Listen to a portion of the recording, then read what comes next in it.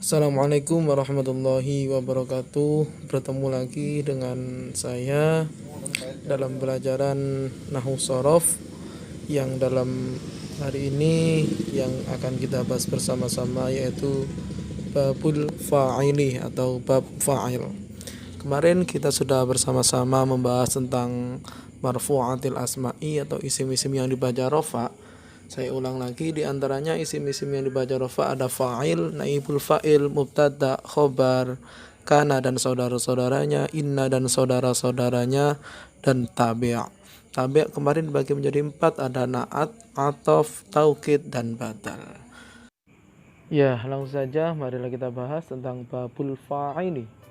Fa'il menurut bahasa artinya adalah pelaku. Sedangkan menurut ahli nahwu, fa'il adalah al-fa'ilu wal ismul marfu'u al-madhkuru qablahu fi'luhu. Fa'il ialah isim yang dibaca rofa yang mana fi'ilnya disebut terlebih dahulu sebelum fa'il. Contoh ja'a Muhammadun yang artinya Muhammad telah datang. Ja'a berkedudukan sebagai fi'il. Di situ ja'a bentuknya adalah fi'il madhi.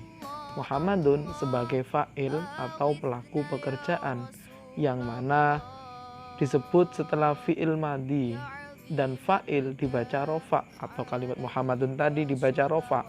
Tanda rofanya dengan menggunakan dhamma karena termasuk isim mufrad atau isim yang menunjukkan arti satu atau tunggal. Pembagian fa'il.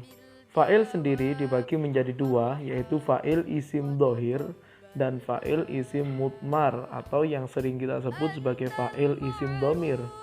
Berikut penjelasannya. 1. Fa'il isim dhohir. Secara bahasa, fa'il isim dhohir adalah nampak atau jelas. Sedangkan menurut istilah, fa'il isim dhohir adalah lafadz yang menunjukkan pada yang disebutkan tanpa ikatan, seperti lafadz zaitun, nama orang, rojulun, seorang laki-laki. Yang kedua ada fa'il isim mudmar atau fa'il isim dhamir.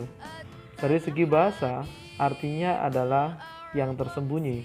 Sedangkan menurut istilah, fa'il isim dhamir merupakan lafadz yang menunjukkan kepada kata ganti orang yang berbicara atau dhamir mutakallim, kata ganti orang yang diajak bicara atau dhamir mukhatab, atau kata ganti orang yang tidak ada atau dhamir ghaib.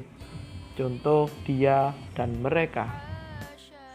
A. Dhamir mutakallim dibagi menjadi dua, yaitu mutakallim wahda dan mutakallim ma'al ghair. Mutakallim wahda yaitu kata ganti orang yang berbicara atau mutakallim menunjukkan arti satu atau sendiri. Contoh ana artinya saya. Ketika ia menjadi fa'il pada fi'il madhi, maka diganti dengan tak taknis yang berharokat dhammah yang diletakkan di akhir kata, lalu huruf sebelum tak harus disukun. Contoh kata fataha yang artinya dia telah membuka menjadi fatahtu, artinya saya telah membuka, dengan tambahan tak taknis di belakang yang berharokat dhammah. Sedangkan ketika menjadi fa'il pada fi'il mudhari, maka tambahkan huruf hamzah di awal kata. Contoh yang asalnya tadi fataha menjadi aftahu, yang artinya saya sedang membuka. Yang kedua, mutakallim ma'al ghair, yaitu kata ganti orang yang berbicara atau mutakallim menunjukkan arti sendiri beserta lainnya. Maksudnya menunjukkan arti orang banyak. Contoh nahnu, kami atau kita.